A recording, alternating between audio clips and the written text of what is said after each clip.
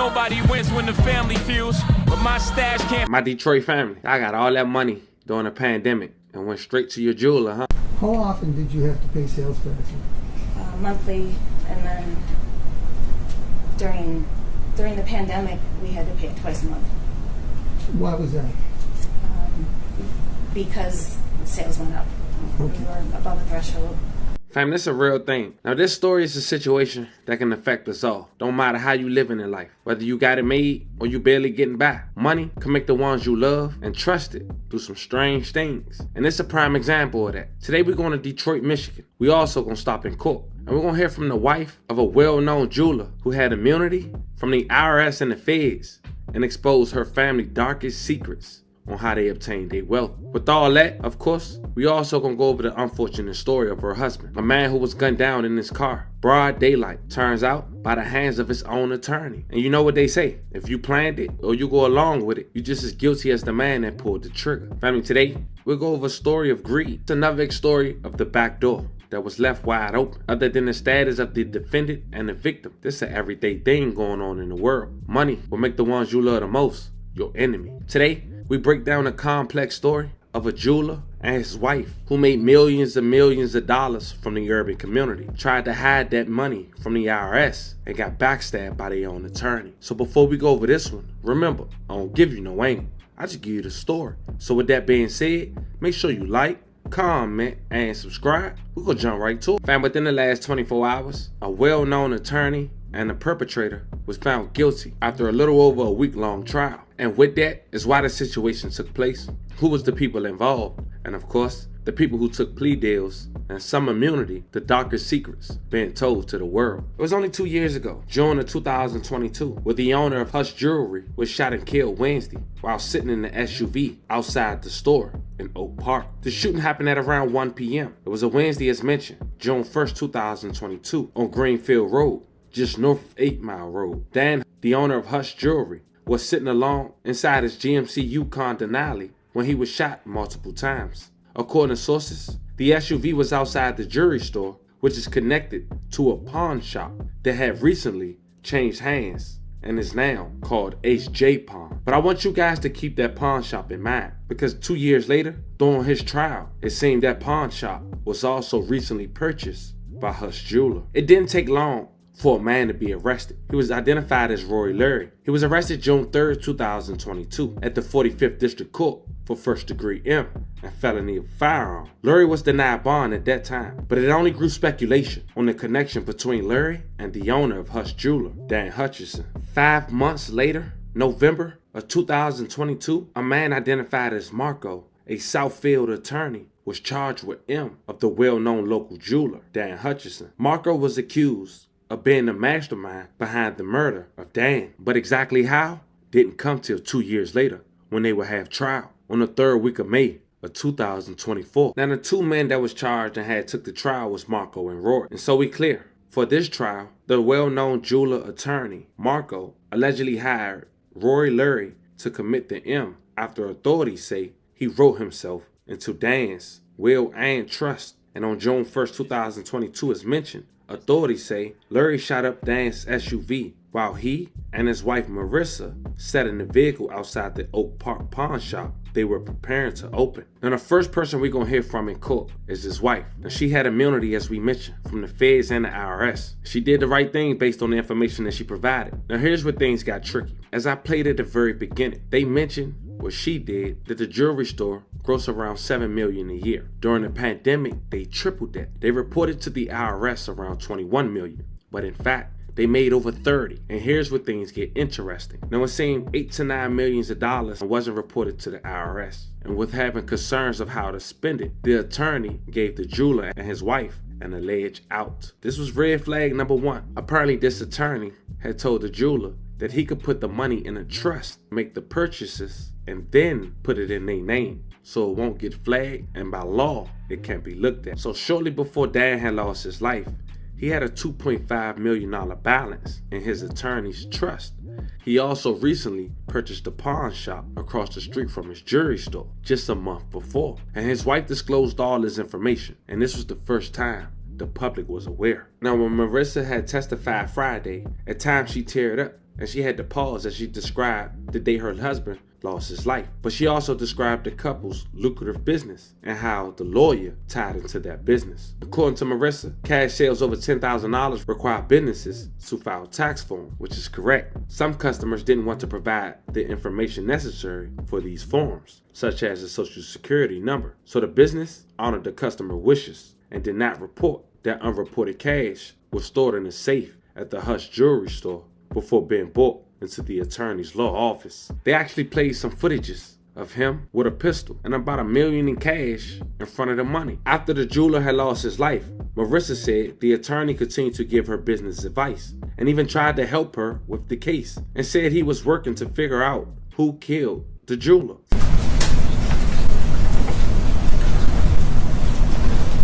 Earlier you said that you thought that the outstanding balance as of June the 1st was $2.4 million, is that correct? Correct. And does that include the $2.1 million that you gave Mr. Bisbikis for the movie? Yes. And the $300,000, do you recall what that was about? Well, that was just the remainder of what he had been holding for us. And at some point after June 1st, I had asked for that money back from Marco. Okay. Do you remember having a series of text messages with Mr. Bisbikis regarding that amount of money? Yes. Okay. May I approach the witness? Yes. Thank you. I want to show you that marked as People's Exhibit number 200. And can you just look through this? Yes, I remember this. Okay. Yeah. Are those the text messages between you and Mr. Bisbikis regarding the $300,000? Yes. Did that all occur in one day? If you look at the front.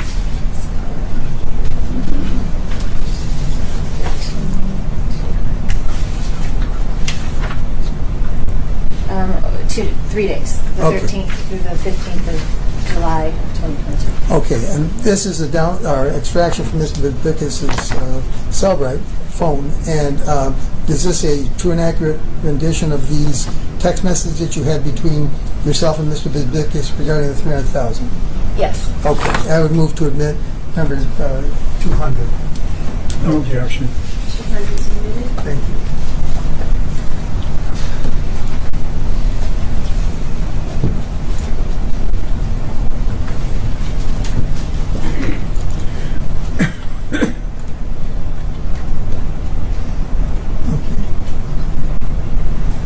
Now, how did you broach the subject with him?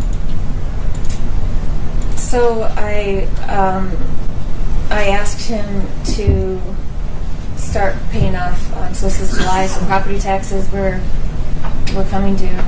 One of the vehicles that we own was in my husband's name, and so I was going to have to deal with that.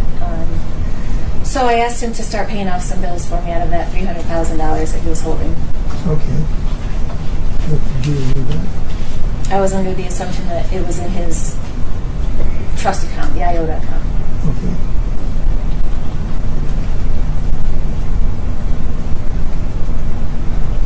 The exhibit number again, please. This is 200.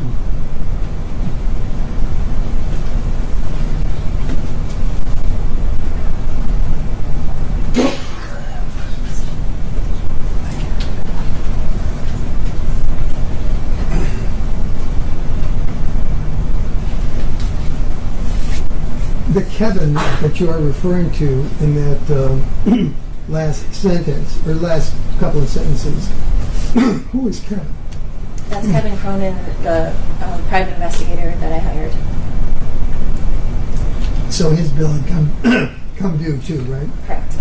All right, now the next page, you actually sent him the things that you were talking about in the first email? I mean, the first text message? Yes, correct. Okay. All right, and those were the texts that you sent to me, right? Yes. And Mr. Bisbikis' response on July the 13th, which is the next day, same day, he says, okay, I'll get things in motion. I'm playing catch up on time from last month, but I will get the cash in the account because Hutch had me holding it in cash in case the pawn shop needed it. I will get it rolling. Is that correct what he said? Yes. All right. And then you responded, thank you so much. Let me know if you need anything else from me. At which time he says, okay, was Cronin able to get any headway? Because I never heard back from him with a breakdown report or even a phone call. Do you understand what Mr. Bisbikis is talking about in this text message? Yes. What is he talking about? My private investigators compiled a report after they did their investigation, and at this point, Marco was trying to get that detailed report. All right, you had it already? I had it. Okay. By this time, July the this is dated July the 13th. By this time, was Mr. Bisbikis still your attorney?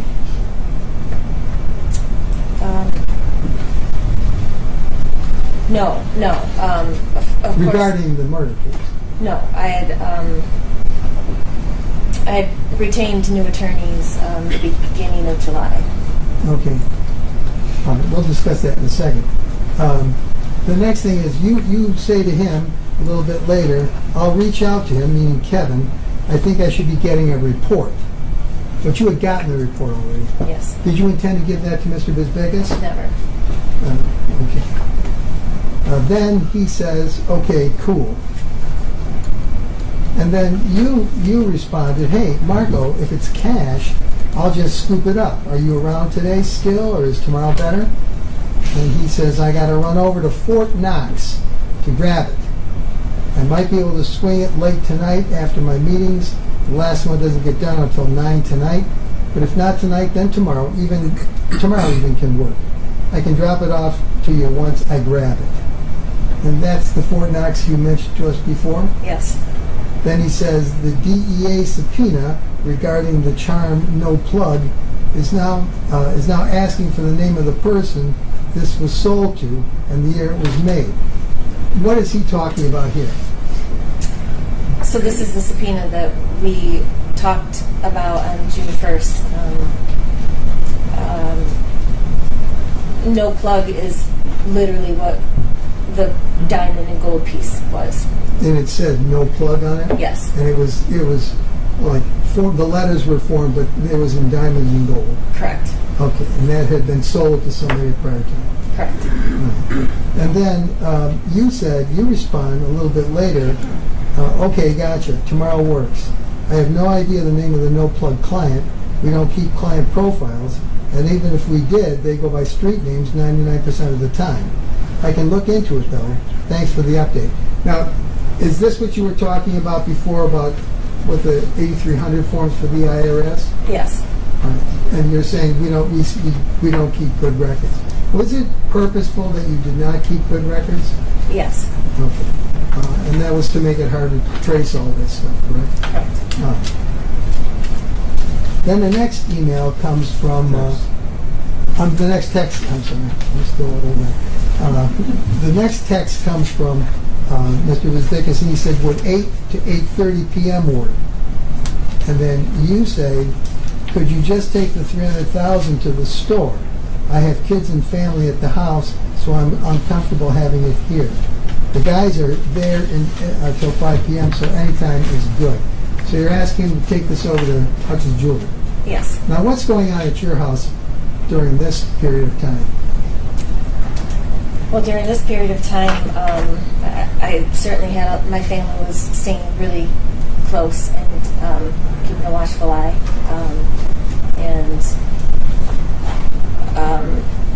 the ones closest knew that Marco was involved, and we had to keep a very tight book about things at that point.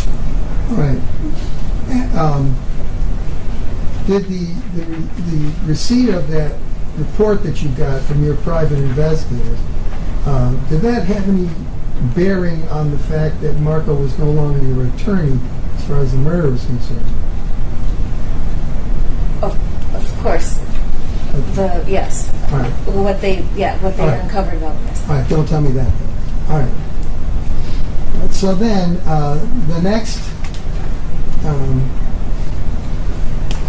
that was the 14th when you asked him to bring it to the store, and then you mentioned again, this is now on the 15th. Hey Marco, will you be able to drop the money off at the store today?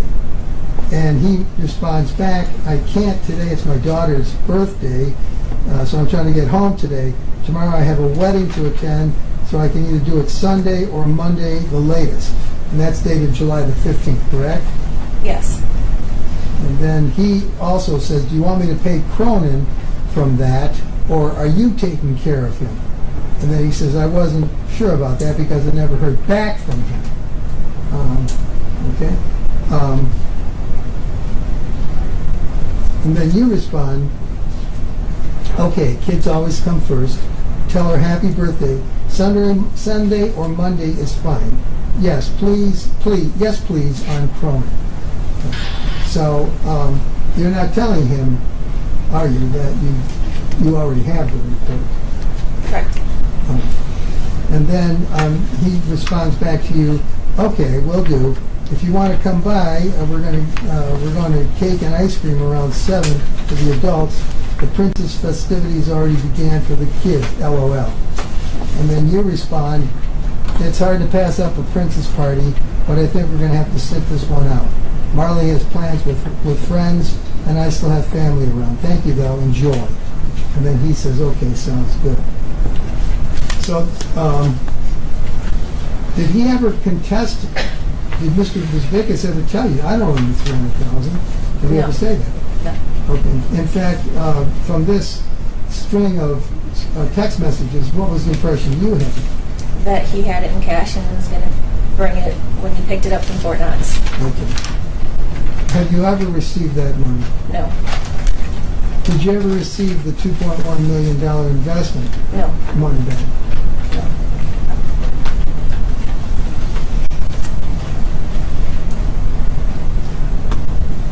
So as of June the 1st, Mr. Bisbikis still owed you $2.4 million.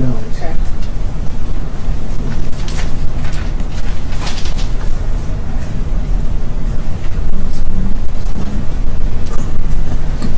Thank you, ma'am. I have nothing for you. Mr. Big. I have no questions.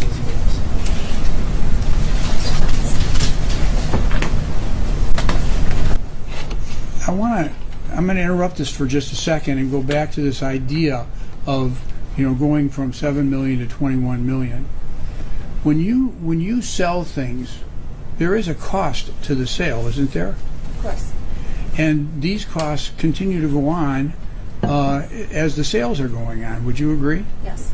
And so there's cost of sales, which would be the product itself and what goes into the product, the services of maybe providing a ring for somebody that's special. That's a cost, is that not right? Yes. You'd have to pay your jeweler, or you call them gemologists, to do the work, and that would be something that would be a cost of Hutch's, correct? Correct. And then you've got your overhead, whatever that is. Your building, was that a lease? Yes. Your warehouse, lease? Yes. And then whatever vehicles or other things that you have, right? Right. And so, do you have an accounting background? Still don't have an accounting background. And so when you're turning this information over to the accountant and telling the accountant, here's what our receipts are you telling him this is what my credit card receipts are? Yeah, we provide reports for that, yeah. And you can't fudge the credit card receipts, can you? No. Because credit cards are going to be through a third party and there's paper generated.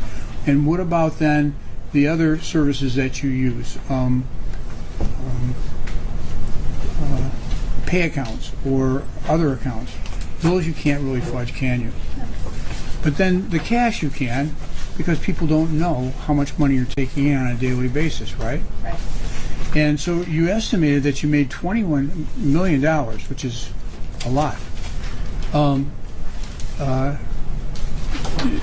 In 2020, did you get a sense as to how much you were, first of all, what the cost of goods on $21 million was? I'm not sure what the cost of goods was.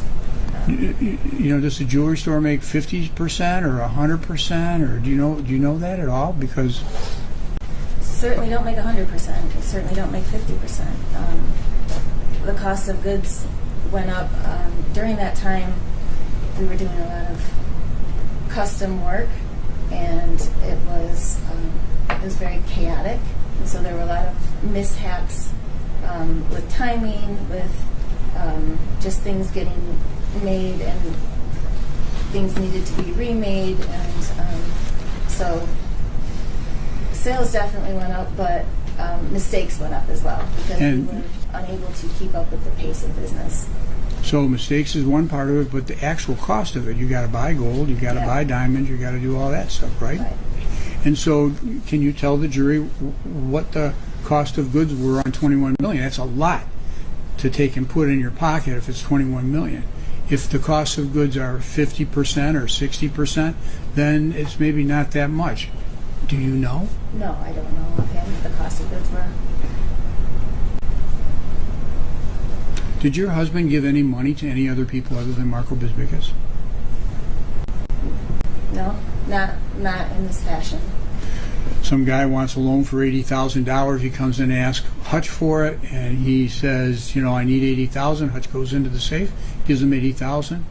Nothing else is done. Are you aware of that transaction?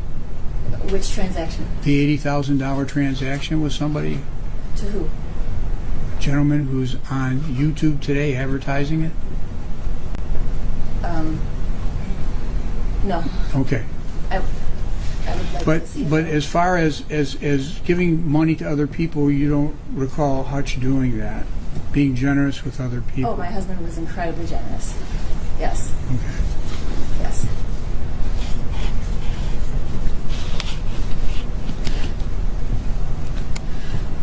You're engaged in a business that uses gold, correct? Correct.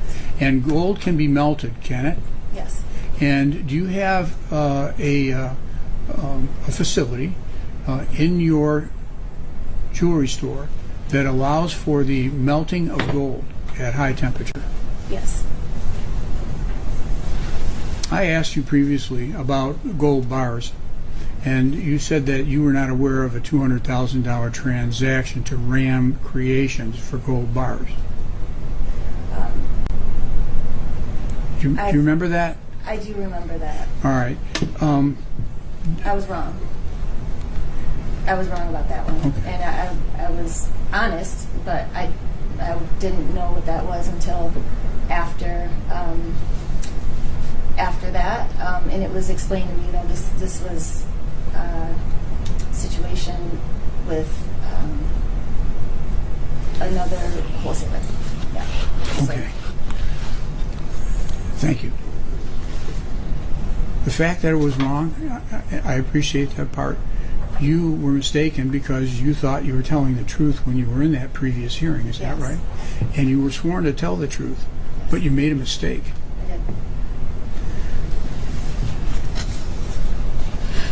I did. And so there were two payments to Ram Creations for $100,000 each on February 12th of 2021. Those were made by Comerica checks out of Bisbikis firm, and that was for the benefit of Hutch or the business. Is that right? Yes. And then there was again another check for $100,243. Oh, I think I did that to Mr. Yip on March 9th of 2021. Again, on that same day, there was $64,000 paid to Jeffrey Yip for H2 Optics, and that was on March 9th, 2021. All paid for out of a cashier's check. That was for the benefit of Hutch's. Is that right? Yes. In March of 2021, did you buy? You already testified that you bought a vacation rental, right? Yes. And that vacation rental, did you know about that before Hutch bought it? Of course. And was the price for that $367,463? That sounds about right. Okay, and did Marco Bisbikis pay for that for your benefit? I think so. Out of a Chase account from his lawyer's check. Were you aware that Bisbikis was depositing your cash into his trust account? Yes. So he told you he was going to do that. Yes. And just so the jury understands, the money that was coming out of the trust account was going to be used to make checks to purchase things to appear as if it was legitimate funds, right? Yes. And the prosecutor called that a launder. That's money laundering. You understand that, right? Yes. And there was, in May of 2021, there was a $274,973 payment by Comerica Wire to American Land Title. What was that for?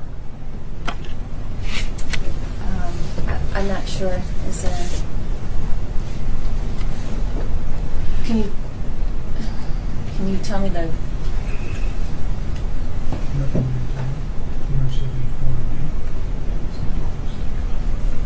Did your mom have a condo in Florida? That wasn't okay. Then that would have been the condo in Panama City Beach for the mother-in-law. Yes. And I only have three more. Payment to Westland Mall Realty of $65,578 on June the 16th, 2021. What was that for? That was for the buyout of a lease. And that was the lease that you had for the store in Westland? Your mom's store in Westland? But that money was paid for the benefit of Hutch and you, right? By Mr. Bisbikis? Yes. All right.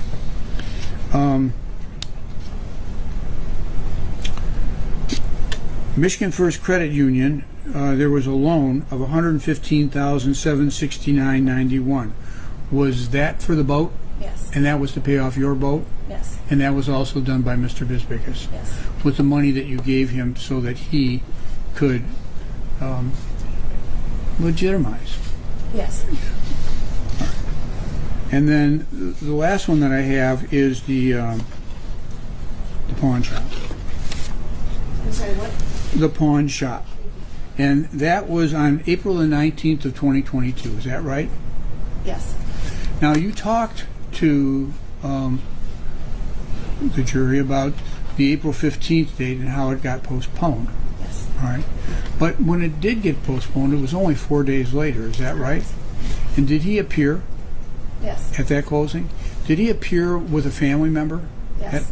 And was that represented to be a family member from Greece? Yes. Was he a big guy or not? He wasn't bigger than Marco. That would be big if he was bigger than Marco. He was smaller than Marco. Okay.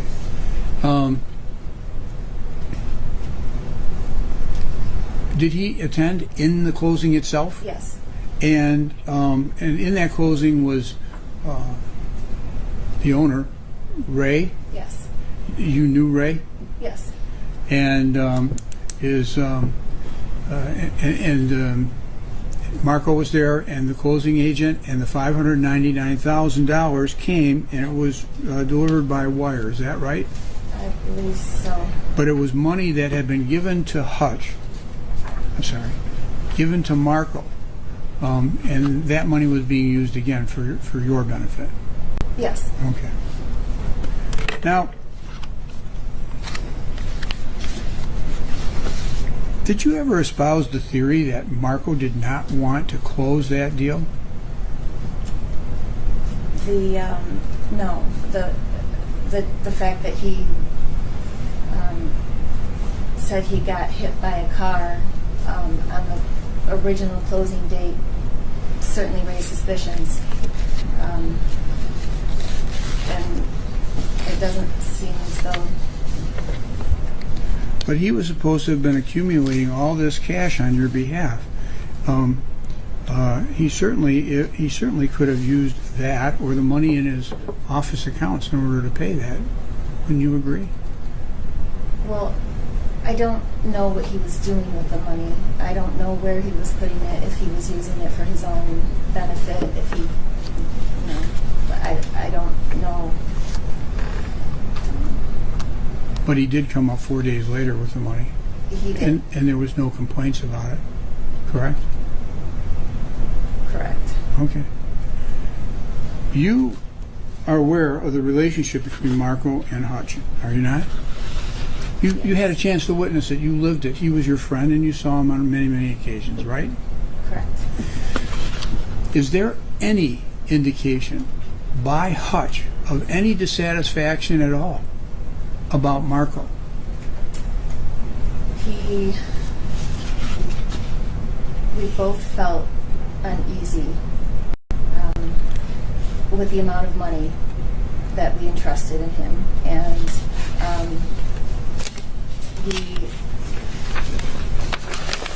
the situation just kind of grew, and it started as one thing, and then it just got bigger and bigger and bigger with Marco, and as the money grew, it started to feel a little unmanageable.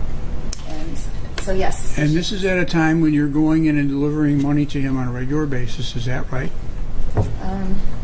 Or was it afterwards? No, just in general. It was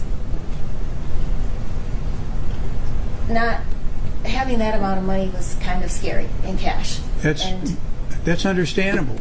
But in order to allay that fear, did you ever approach Marco and ask him before your tape conversations or after your husband died?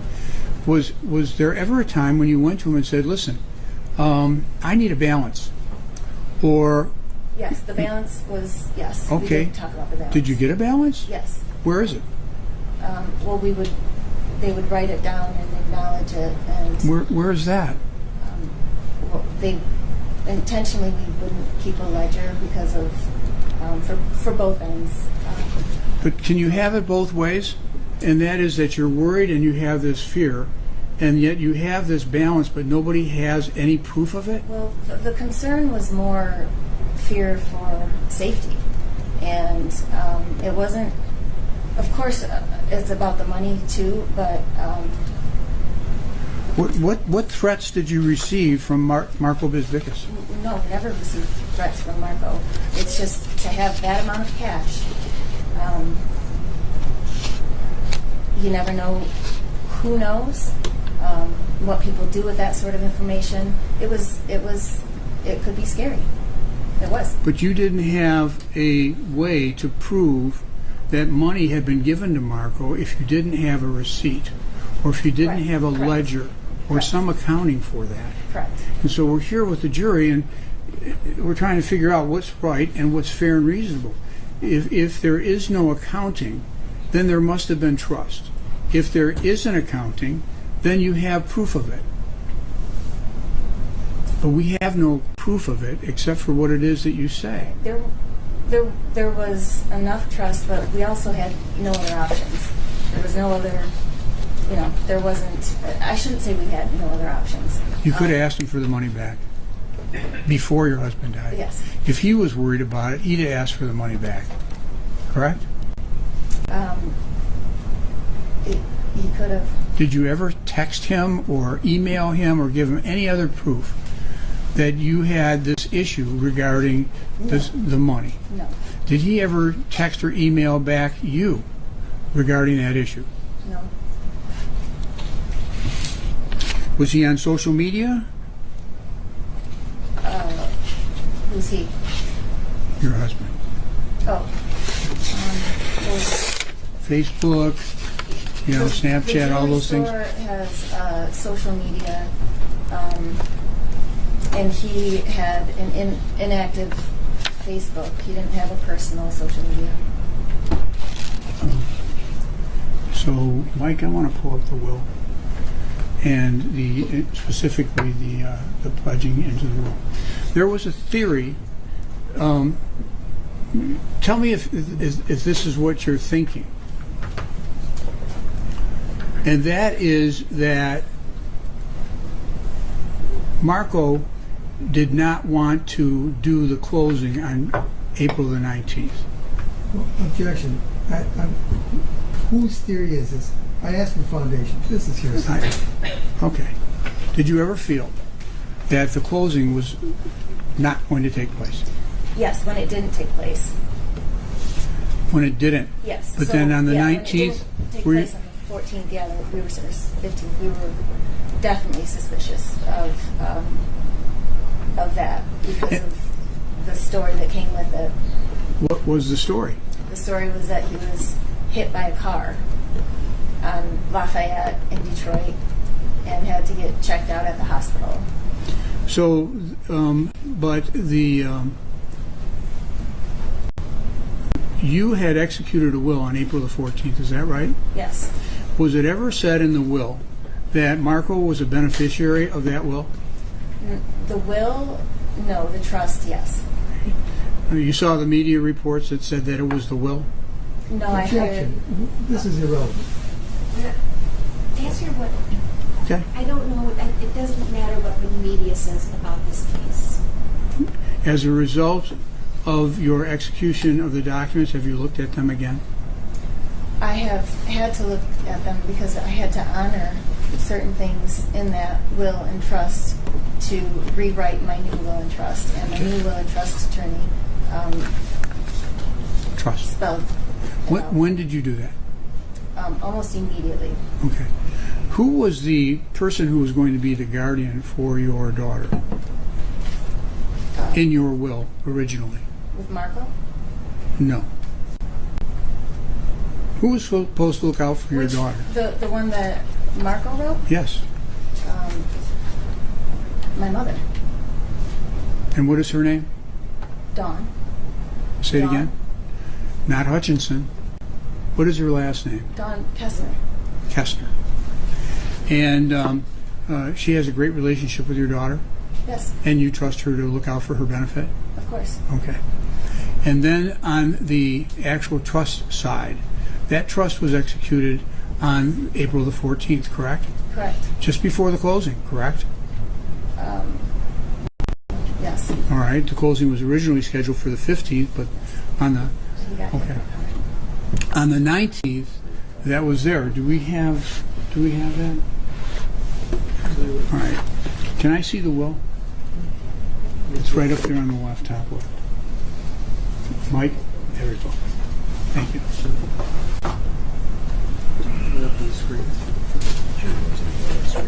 So, do you know whether or not whether or not HJ Pawn and Exchange had been formed before the will had been executed? Yeah, it was included in that. Do you recall executing an assignment of that entity that was registered with the state of Michigan? Do you remember doing that on April the 14th? Yes.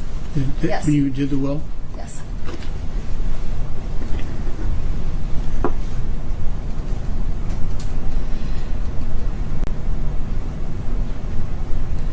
And then the closing did occur, and the property was transferred, and was it, by operation of law, then transferred into the trust? You know. Yes. But you knew your husband was having an issue with him. No, I didn't. The ongoing relationship with Alex, it wouldn't have been unlike him to block him and us. We wouldn't need to have a conversation. So you're not saying he didn't block him, you weren't aware of it. I just wasn't aware. And Sacco-Eris was the person who had the car that pulled up Yes. from driver's side to driver's side with you at the scene, right? Yes.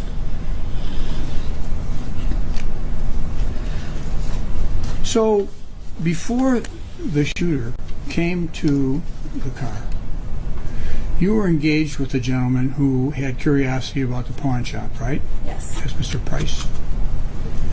How long do you think that took? A couple minutes. During that time, and that whole time, was Sacco-Eris over on the other side next to your husband, sort of like driver's side to driver's side? I don't know how long we've been talking to Mr. I forget what's his name. Price, I think it was Price. Clarence Lewis, yes. I'm not sure how long we've been talking to him in correlation to when Alex pulled up. We were talking to him first, and at some point while we were talking to him, Alex pulled in. Okay. Your husband did not roll his window down, did he? No, Your husband had a weapon on him at that time, did he not? he did. We find the weapon on the seat or somewhere in the car after the shooting. Was it in his lap when he was talking to Mr. Sacawaris? I don't know if it was in his lap. It could have been. You knew about Mr. Sacawaris' propensity for violence, did you not? I knew that he got in trouble in the past. I'd never seen him be violent, but I knew that he had a past, yes. And you know that he's erratic because you've seen Yes. that as well. Yes.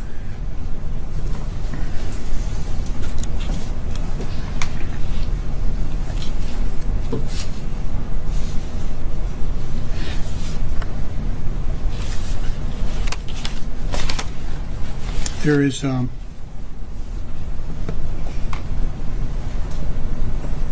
question that I have about your conversations with Marco about the investigation.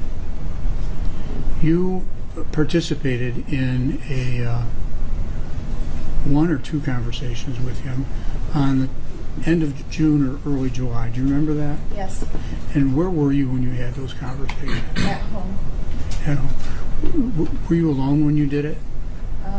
I was my brother was with me part of the time. It appears as if you're looking or searching for questions. Was somebody there giving you questions to ask, Mr. No, I was trying to talk to him.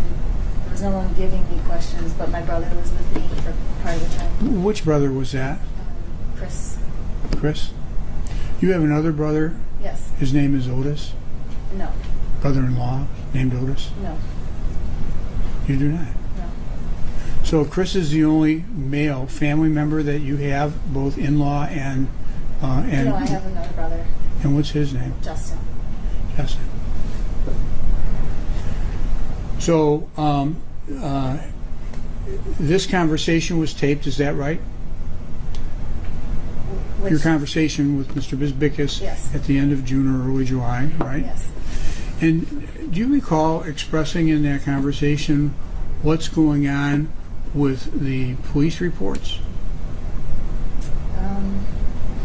I haven't. I might have. Do you recall, being concerned about getting the police reports and finding out what they have, what they've got? I don't remember. If Do you recall him talking to you about knowing the lawyer who is representing Roy Larry? This is hearsay. it's the same. Well, okay.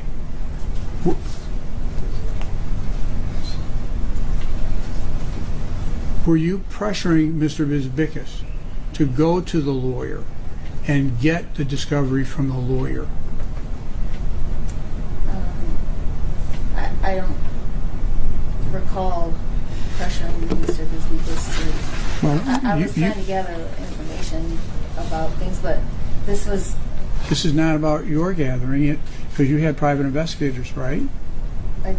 That Right. was me trying to gather information. But Marco is what I'm talking about. Having Marco use whatever resources he had to gather information. Do you recall that? I don't recall. But you do recall being concerned about having information and trying to get to the bottom of it, correct? Correct. And that was as early as July in a case that has now been going on for quite some time. Yes, correct. July of 2022.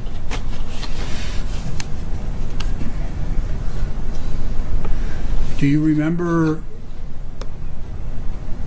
having contact with Detective Green in this case, asking him for information about this case? Yes. Were you persistent in trying to get information from him? Yes. You had how many, 10, 20, how many phone calls over a period of months? Yeah, lots of phone calls. And those phone calls were phone calls that were an attempt to get information but you didn't get it. Is that right? I would get some information, but especially early on, there was very little that could be shared because of the nature of the ongoingness of the case. Did he never gave you reports?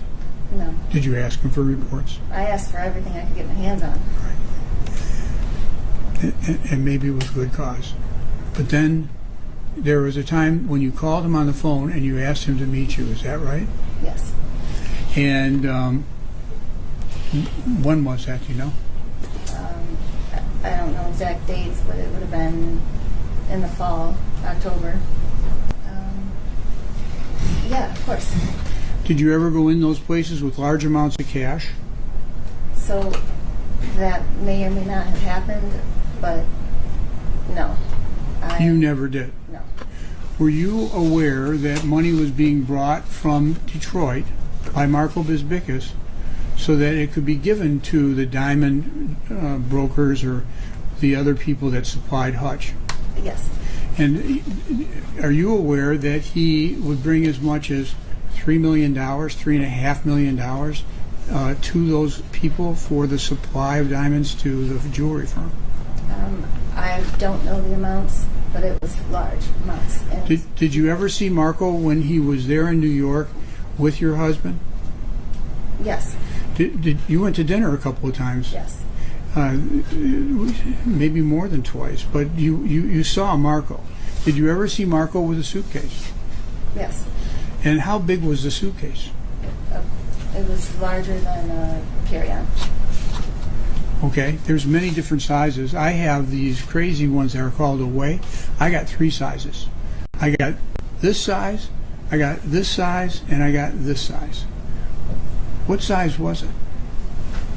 It was larger than a carry-on, so I don't know if it was medium or medium large or large. Could have been large then. Could have been very large. Could it have had money in it? Yes. You were aware that the brokers like to take cash, aren't you? Yes. Didn't you? Yeah. Sure. And where'd that money come from? The store generated that money. And that money was given to Mr. Bisbikis, is that right? Well, that was not included in the balances that we talked about. Those were completely separate. Okay, so let's talk about that then. Where was the money when it was handed to Mr. Bisbikis, if you know? In these New York The transaction, I'm going to use the one suitcase that you said. They could have been anything from this to this, but you were there, okay? And if it was this big, you couldn't have missed it, could you? Right. Okay.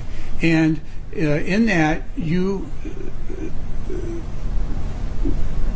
knew there was money in those suitcases? Yes. Okay. Was it one or more than one? One suitcase. And on this one transaction that we're talking about, do you know when that was? No. So if I have you in New York City in December of 2021, would that be one of those dates? It could be. Okay. Especially if Marco was there. And so where did that money come from? It came from the store. Oh, so you had $3 million in a safe at the store. Is that what you're telling me? Yes. And who was it? If it was 3, I don't know how much was in there, but the money that was in the suitcase was what I had testified about earlier, as far as the money that was brought in that wasn't, that the taxes weren't paid on, that was regenerated in the business. Yes. I mean, that's what we're talking about. Yeah. Yes. But now here's the question. All right, can you tell me, or tell the jury actually, how Marco Bisbikis came into possession of that money? My husband would hand it over the suitcase to him. Were you there? I don't know. Ma'am, we're trying to get to the idea that this money was Hutch's money. Yes. And that it was something separate. But when I ask you the question, I'm not getting a direct answer about how it was delivered to Mr. Bisbikis. From your knowledge, Objection to the forms of these questions. Perhaps the question is, do you know how that happened? well, if he was going to be asking her the question, I'd say okay. Could you approach? Now, the next person we'll hear from is the guy who allegedly pulled the trigger. But it seemed he was adamant about not pulling the trigger. But the person who did allegedly was being assigned to hit was a guy who go by the name Roy, Larry, and Marco. When Roy took the stand, he denied any involvement in the murder. Quoting, "If you look at the video, you can see clearly if that man on the bike never made an attempt to shoot Mr. Dan, or whatever his name is. I don't mean to be disrespectful. I didn't swing that gun forward or around," Roy said. "I know I'm not the shooter." Video captured the shooter, who was on that bike, as well as the shooting. Roy's cousin Darnell Larry was also charged in connection with the murder plot. He pled guilty and testified against Roy.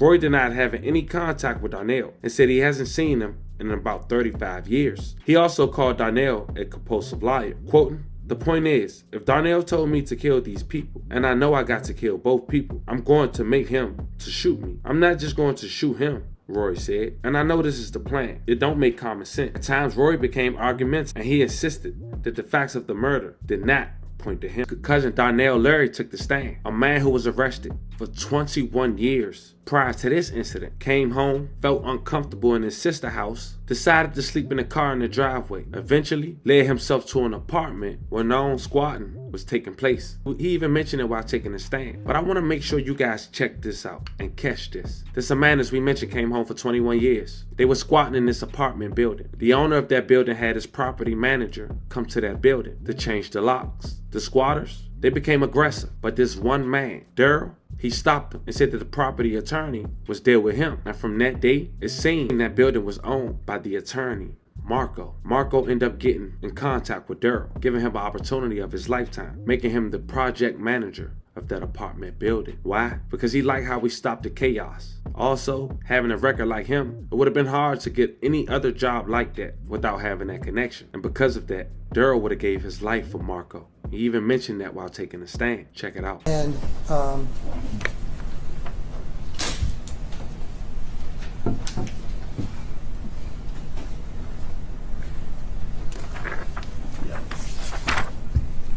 you remember sending this to Mr. Bisbikis? Okay, I would move to admit 218. No objection. No objection. Okay. Now, this is a text from you to Marco, and do we know the time on this one? Okay, this is sent at 7:24 in the morning of the 15th. And you say, "I apologize, boss, I can't go home. No one has left from here yet. I've been out here all night." And what are you doing in this? I want him to believe that I was at the Hutchinson house all night. Okay, had you been? No, sir. Okay, but this is what you sent to him. Yes, sir. Okay, this is this is around 7:30 on April the 15th. Yes, sir. Okay. You recall having gone out there like 1 o'clock in the morning, 2 o'clock in the morning? Yes, sir. All right.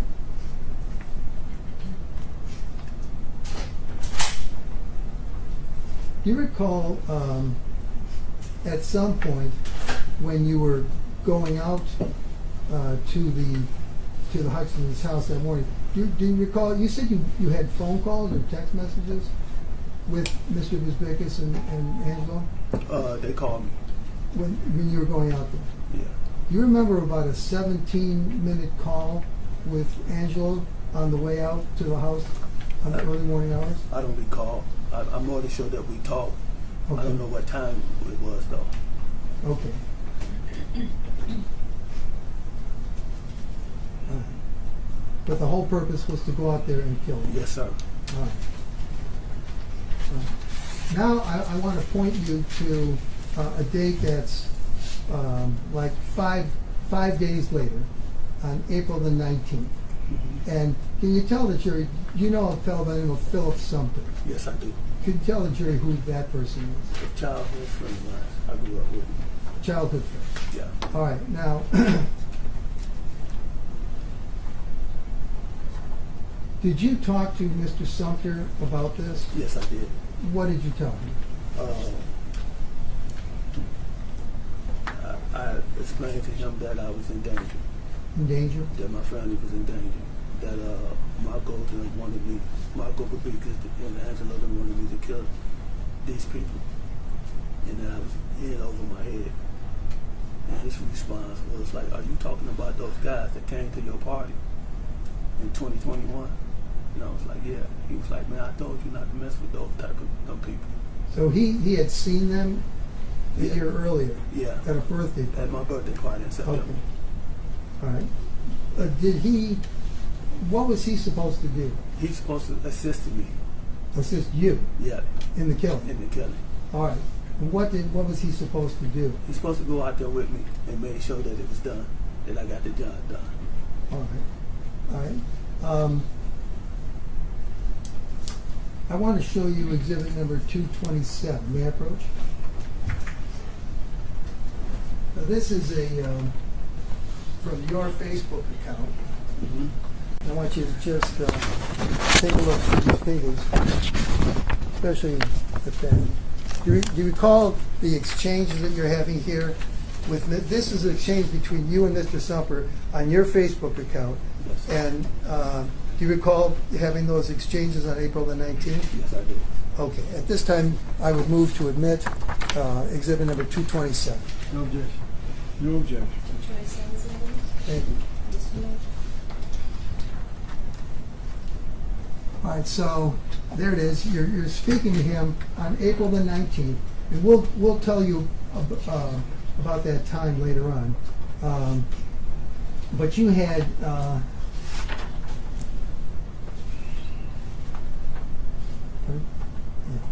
you have several phone or video calls with him. Like I said, we'll explain that time. I believe it's 10 o'clock, 10:05 in the morning. There's a call between the two of you, a video chat that lasts 188 seconds, which is about 3 minutes. And then about an hour and a half later, there's another video chat that lasts for about 3 minutes. And then the fourth one down is at 11:52. Well, it says 15:52. We'll explain what that time means later on. But I believe it's 11:52 in the morning. And he sends a message to you on 8 Mile, where you at. You remember that? What was that all about? That after I didn't show up on Farmington Road. Okay. All right. Now this is now, there's a couple of missed chats, and then there's one that says it's about, looks like 12:15 p.m. We'll explain the time later. And it says outside, and that's from Mr. Sumter to you. Do you remember what that was all about?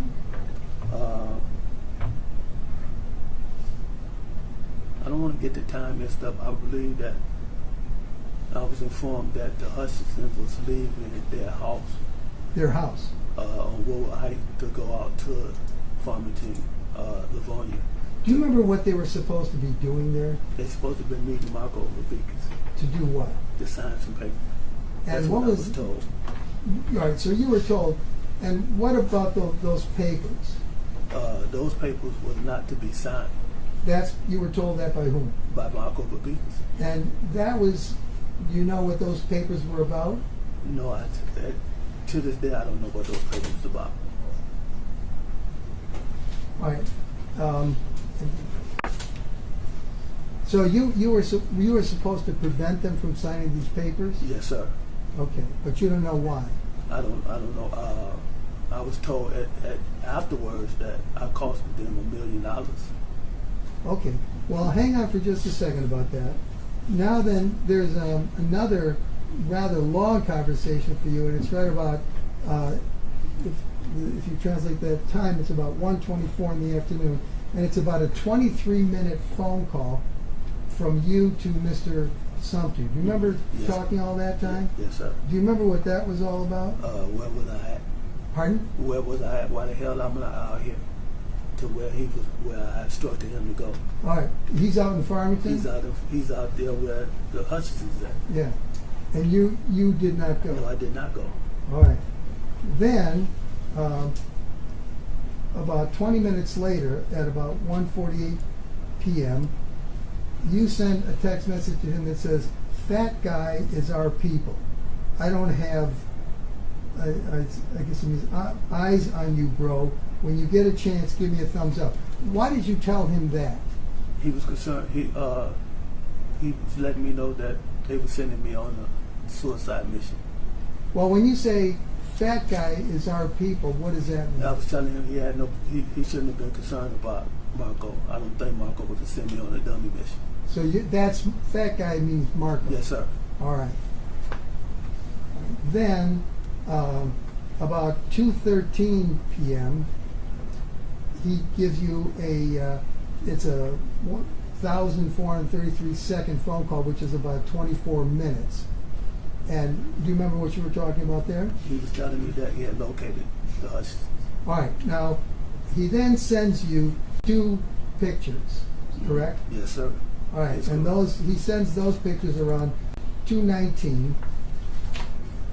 He sends that photograph, which we had testimony was the place where the signing was supposed to occur, and then he sends you another photograph of that same place, correct? Yes, sir. That is correct.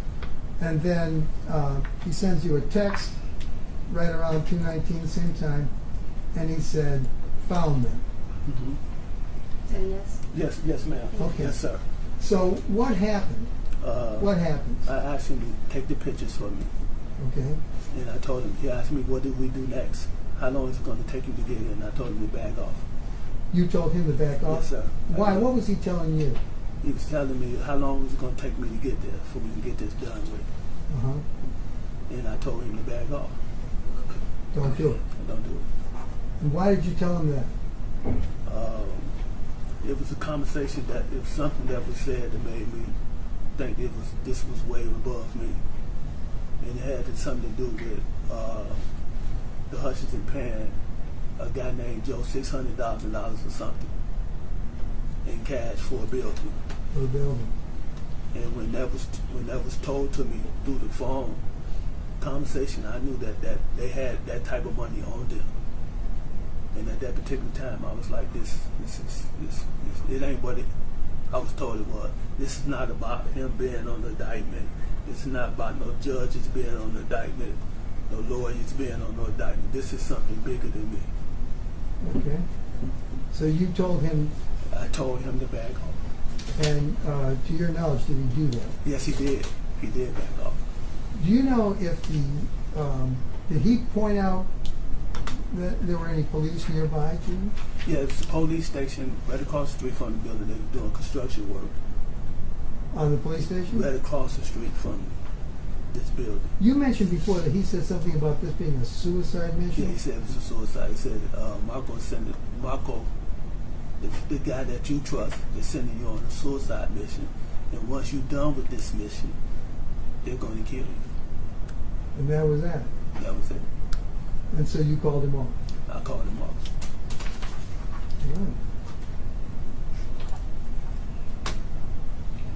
Now, did you hear, you said that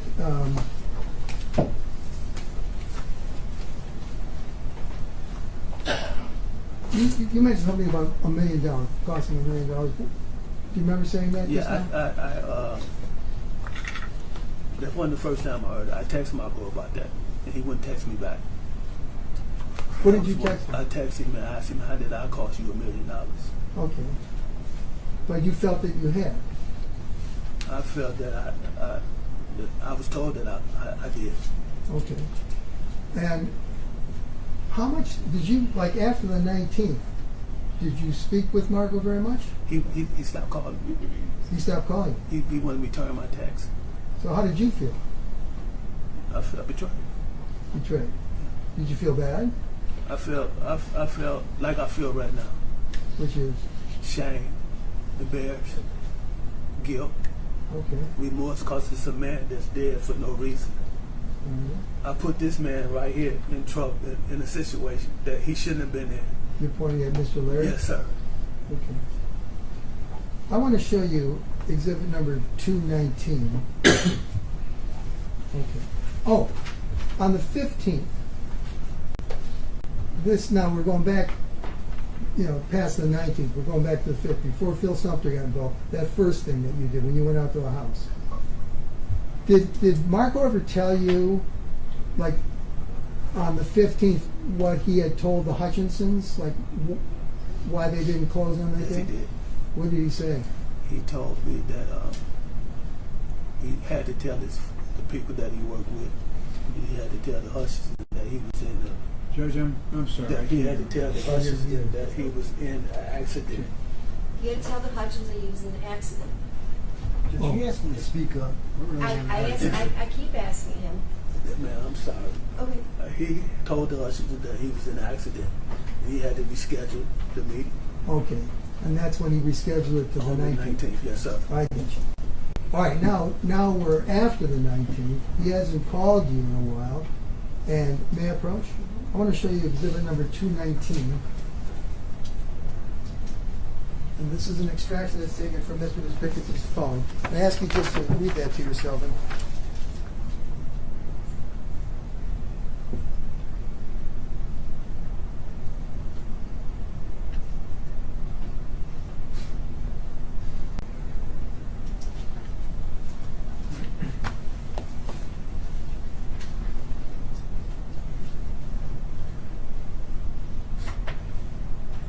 Yes, sir. Do you remember sending this? Yes, I do.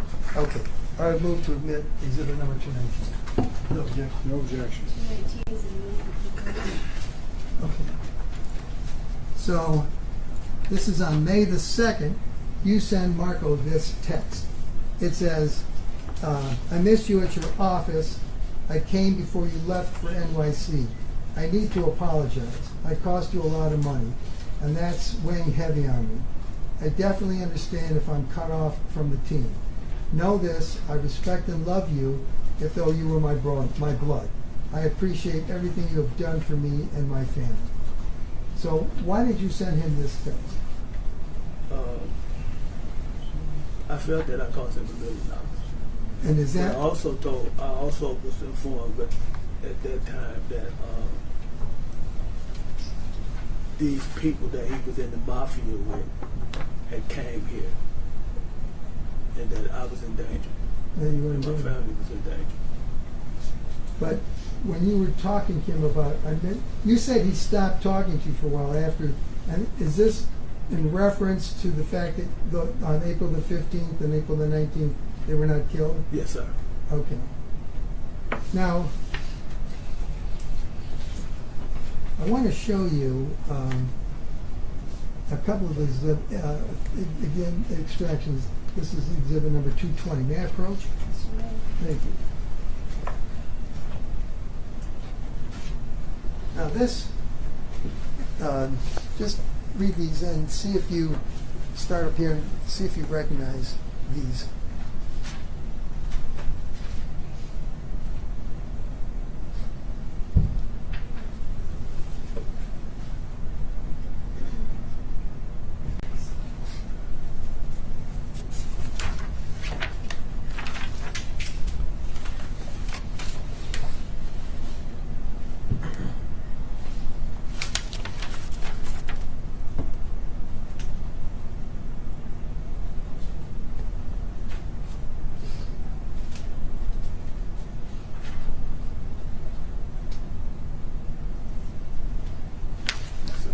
Do you recall these exchanges between you and Mr. Bisbikis? Yes, sir. Okay, I would move to admit 220. No objection. No objection. 220 is immediately. Thank you. All right. This is, you send on May the 18th, this is now like 2 weeks after that last text, you said, boss, I can't receive calls or make calls. I'm informed Angela, as soon as I get done, I'll link up with, and I'll keep my word. We're finishing up. Once I'm done. I'll get with him. I will keep my word. Do you remember what you were talking about there? You're sending this to Mr. Bisbikis. You remember what you were talking about there?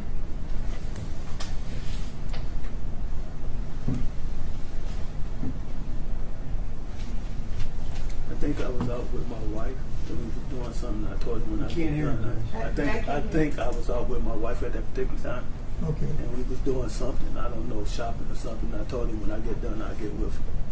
All right, now, Mr. Bisbikis responds to you, and this is at around 7:16 in the evening. He says this: "You are the man. I was calling you on another note. Whatever you have time, no rush.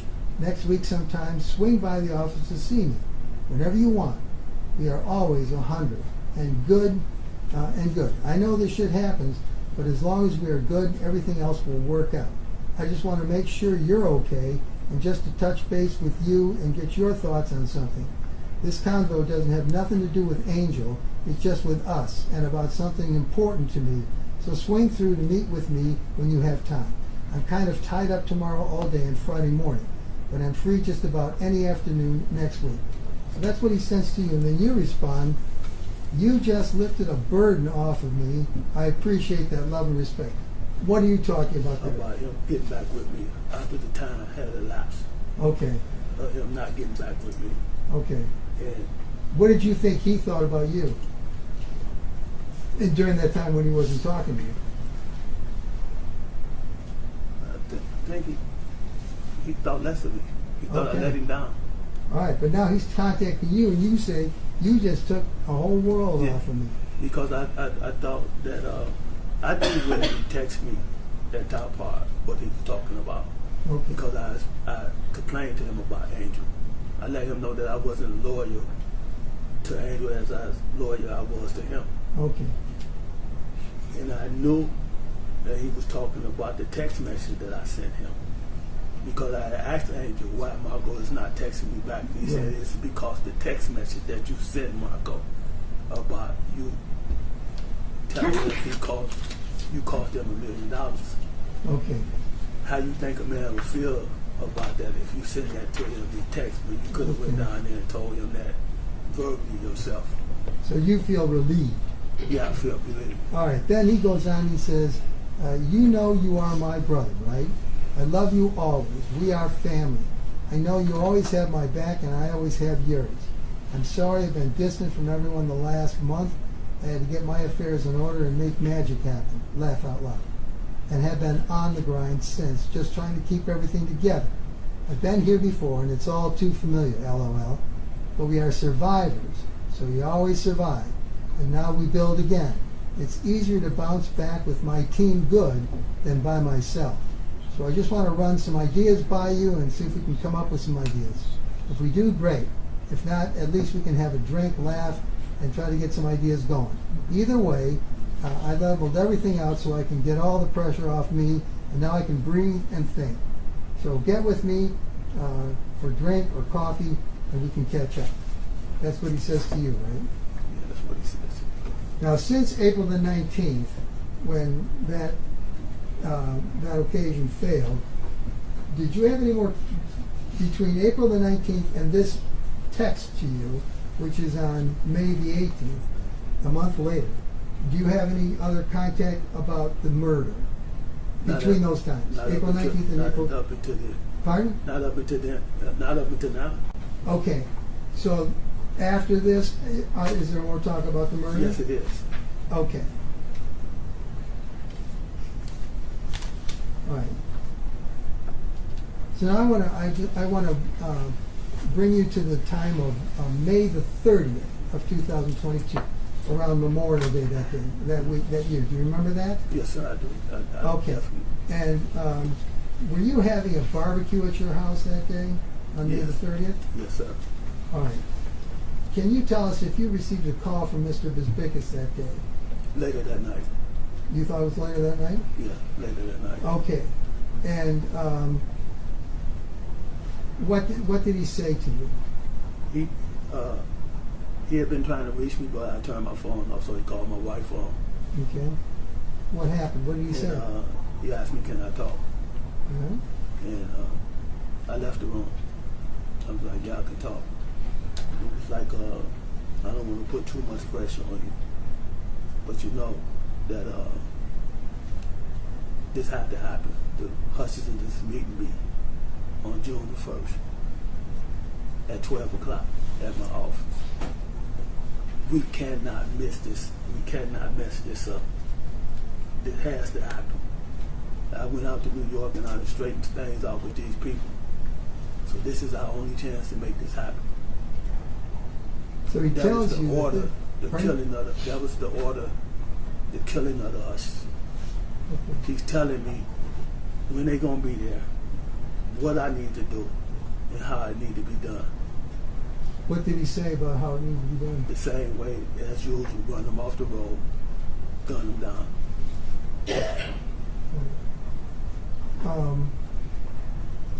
He told you they're going to come on June the 1st at noon. Mm-hmm. Okay. By this time, did you have a weapon? I received a weapon a couple days, either on Memorial Day or the day before that. But it was a 40? The same gun that I gave to Angelo.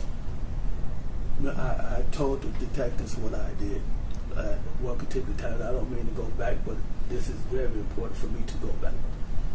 At one particular time, the pressure was so strong that I took the gun and shot it in my backyard with Angelo on the phone and told him that I had just gunned Hutchinson down to get them off my back. I give that gun to Angelo. He said that he took and got rid of the gun, but it was in Marco's safe. When Marco called me about this on May, the gun was brought back to me with a shotgun, along with the shotgun. 50 cal, I believe.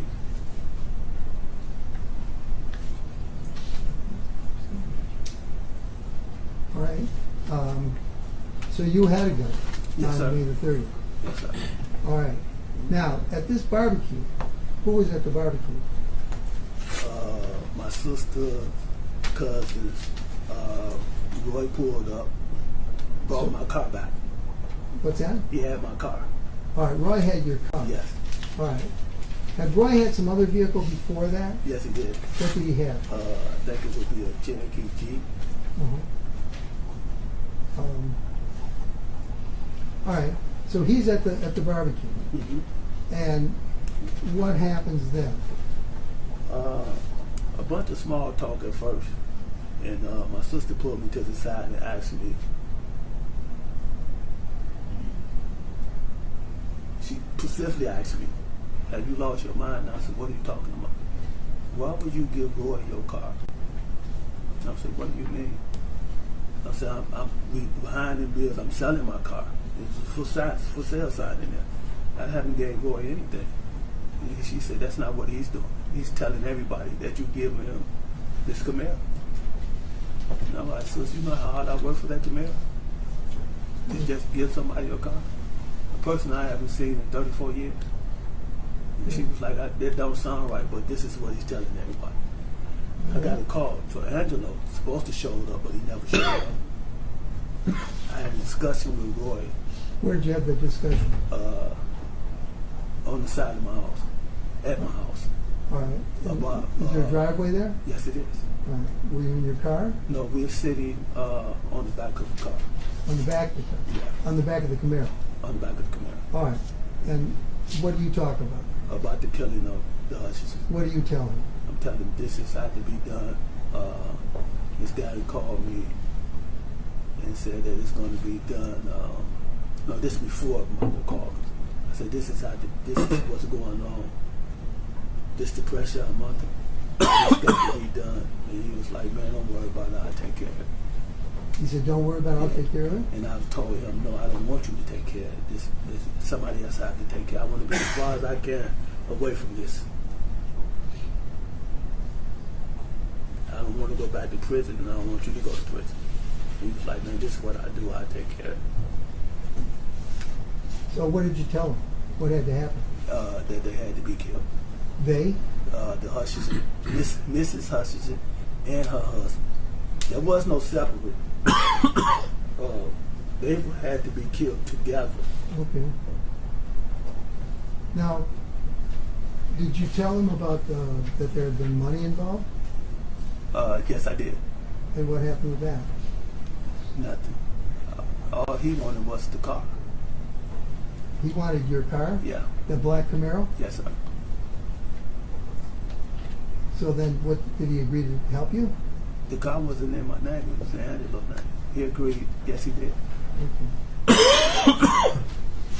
All right, so that's on May the 30th. May the 30th, 29th, Yeah. 30th. All right, now I want to direct your attention to June the 1st. You recall that day, June Yes, 1st, 22? Definitely. Yes, I do. Okay.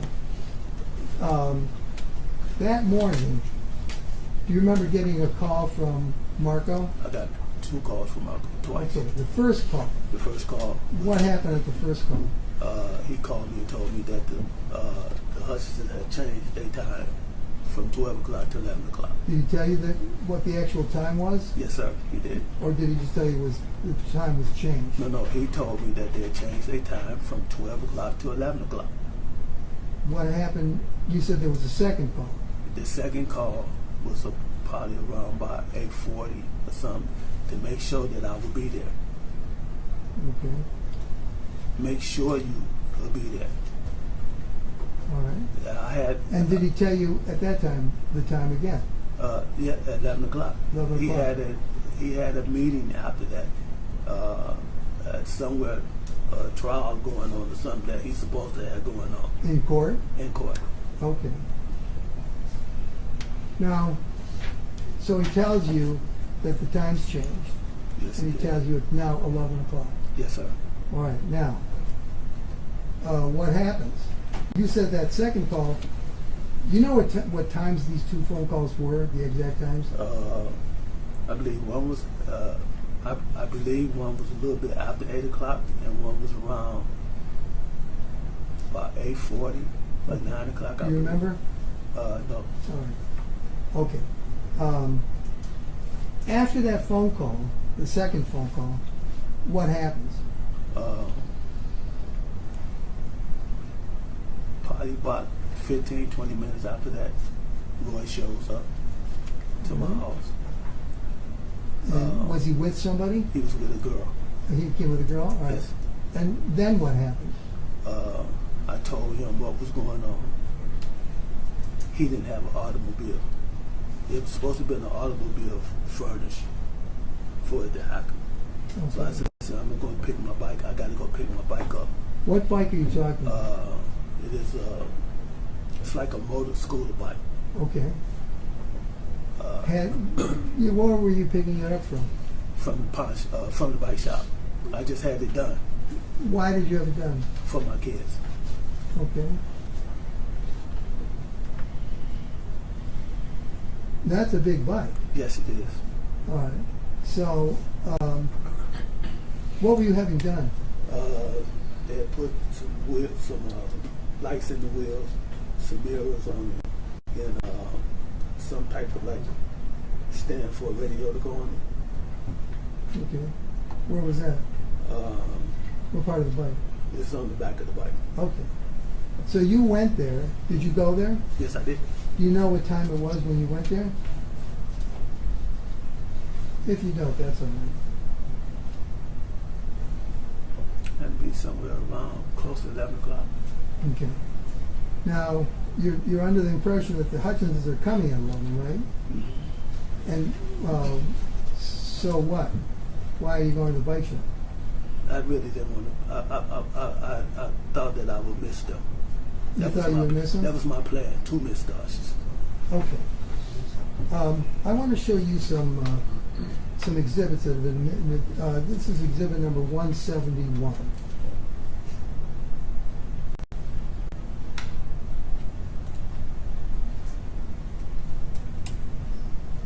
Okay. Do you recognize that photo? Yes, I do. All right. First of all, is that the Ford Escape you got there, the white one? Yes, sir. What is the license plate on that Ford Escape? It says she it's been 2 years, but it's custom made. Okay. You said she something? She's it. She is it? I believe so. Okay. So that's the license on there. And which one, is that you up there in the dark clothes at the front left side of the That would vehicle? be me. Yes, sir. Okay, that's you. Mm-hmm. And that person right there alongside the passenger side, who's that? That's right. That's Roy. Okay, so now I want to show you 172. Is that you Yes, sir. on the right side? Yes, sir. And what are you doing there? I'm picking my bike up. All right, now the time on this video says it's now 11:42. Yeah. Does that make sense to you? Yes, sir. It All does. right, so now you're looking at the bike. Is that the bike you're looking at? Yes, sir. The one with the gold forks? Yes, sir. All right, and then 173.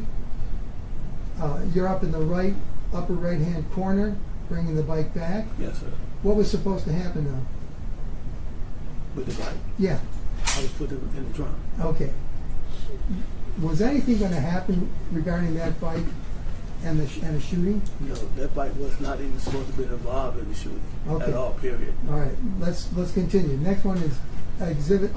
Now who's that right there getting out of the car? That's right. That's Roy. All right, and then exhibit 174. Again, Right.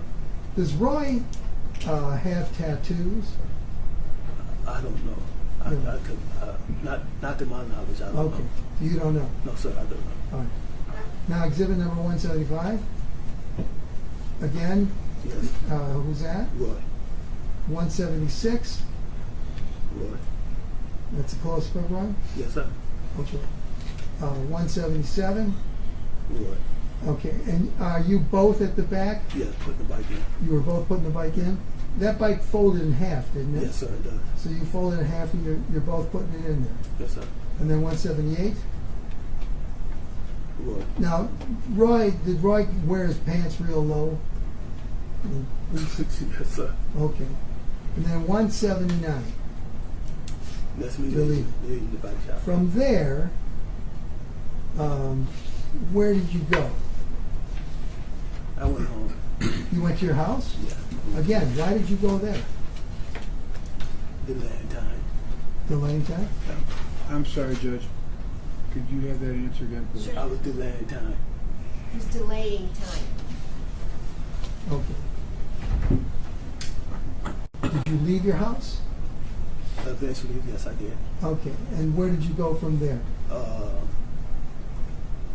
From 6 miles to Greenfield towards Marco's office? Marco's office. Okay. Do you have that gun with you now? Yeah. I don't have it. Roy have it. I gave it to Roy. You gave it to Yes, Roy. sir. Okay. So now you're heading toward Greenfield, and Marco's where? Where's his office? 13 in Greenfield. Okay. All right. So as you're going north, what happens? Pretty much, I believe. I'm hoping that the time that elapsed that I missed them. Okay. When we get past 10 miles, Heading north. past the freeway, Yeah. going towards Marco's building. I Yeah. don't know if that's going north or not. That's Going north. that direction. I don't know if I noticed them or did Roy notice them, but the truck, I noticed the truck going past. In which it was heading in the opposite And it was direction. heading in the opposite direction. All right. So that's on southbound. So what do? I have to go down 2 lanes to make a U-turn. You make a U-turn, and where do you go? Back towards 8 Mile. All right. Are you following them? I don't see them You anymore. can't see them. They're gone. So what happened? I don't see them until I go past the pawn shop. All right. They are parked in the parking lot of the pawn shop. And what do you see? Just the car there. All right. What happens then? Not the first block, but the second block. I drop Roy off. Listen. So you're heading south. As you do the U-turn and come back around, you're heading back towards 9 Mile. Okay. So you do a U-turn. You come up north, and you pass the building again. Yeah. For the love of the dollar. This man lost his life. As we wrap this video up, nonetheless, rest in peace to Dan and love and condolences to his family. His daughter now 18, we want to send love and prayers her way as well. But this a man alongside his wife, was playing with hot grease. They didn't report these funds. Now, we did plenty stories of people losing their life to someone they knew for much less. And you talking about millions of dollars and assets that has no trace? You can only imagine what was going through this man's head. But I'm sure he was getting paid respectfully for his services. But it's the greed. Families just go to show you this is a problem that's going to exist no matter where we at in life. So we got to take the measures to prevent these situations by doing the right thing to at least avoid the ones we can. Now, this jeweler was just simply reporting this to the IRS. He was already making triple his income. This lawyer wouldn't have had the chance to have one up on him and try to take his life because he was in control of his millions of dollars trying to launder it. It's a sad situation. They get sentenced next week. Of course, I'll keep you guys updated. Let me know how you guys feel about this one. This was the story of a popular jeweler who lost his life for his assets and his wealth. Talk to me in the comments. Don't forget to like and subscribe. Until then, I'll catch you guys on the next one.